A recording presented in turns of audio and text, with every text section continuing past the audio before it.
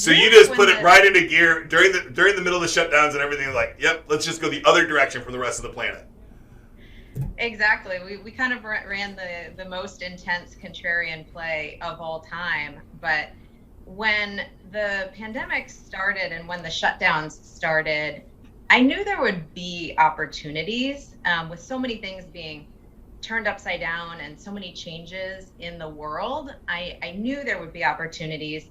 I didn't know exactly what the opportunity would be, but I just kept an open mind and stayed open to networking and conversations. And, I'm a believer in the in-person fitness experience. So when a lot of the world started to run away from that direction, it did just open up opportunities to step into that space. And one of the most common questions I get is like, wasn't that risky? Or like, weren't you scared? And yes, of course I was petrified, but in my mind, with everything moving around as much as it was, the greater risk was to sit still and not do anything and just wait for things to return to normal.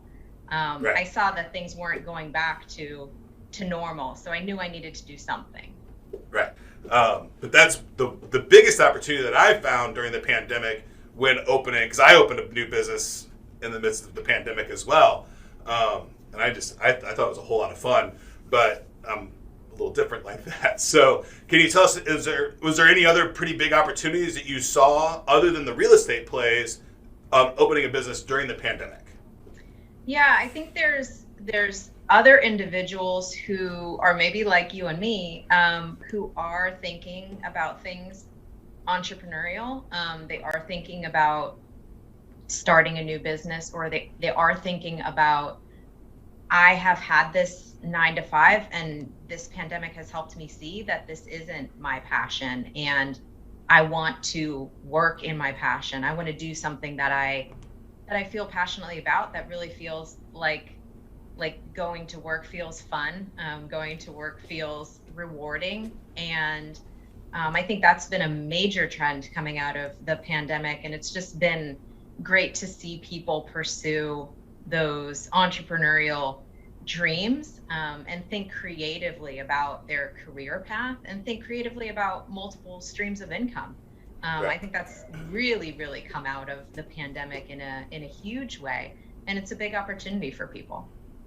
Absolutely. The opportunities in today's world are just limitless, right? And it's just so staggering. My biggest issue is, which opportunity do I take advantage of or try to take advantage of? Now, you saw an opportunity.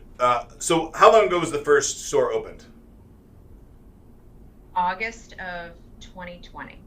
August of 2020. So what is that, 16 months, 12, 14 months ago? And you've gone from 0 stores, we're just going to call it 14 months, to 30. How many stores do you have now? How many locations? 35. 35. That's breakneck speed. That's really, really fast to open 35 locations in 14 months, right? So before we jump into that, though, let's just wind it back a little bit. So in August of last year, can you tell us what you were doing in March of last year? And then, what was that transition like from where you were to now you are the CFO of a franchise? What bumps in the road did you have, and what wild inspirations did you maybe have, and what either motivated you, or I like to say possessed you, to go down this path? Possessed is a great word. So in March of 2020, I was the chief marketing officer for Club Pilates. I had been with Club Pilates for 3 years. Started with them when it was about 250 locations. And at the time that I left, it was 615 locations. Club Pilates was 100% franchised fitness brand. So I saw the power of the franchise model. I saw the power of the in-person workout experience. I was a consumer of the in-person workout experience. And when the shutdowns happened, and the studios went to virtual workouts, I saw the void that lives between virtual and in person. And when a lot of the headlines were talking about the, you know, the movement toward at-home workouts, I saw a lot of people struggling to get that done. And within the first few months of the pandemic, people reporting undesired weight gain, undesired weight loss for a lot of men, you know, losing the muscle tone.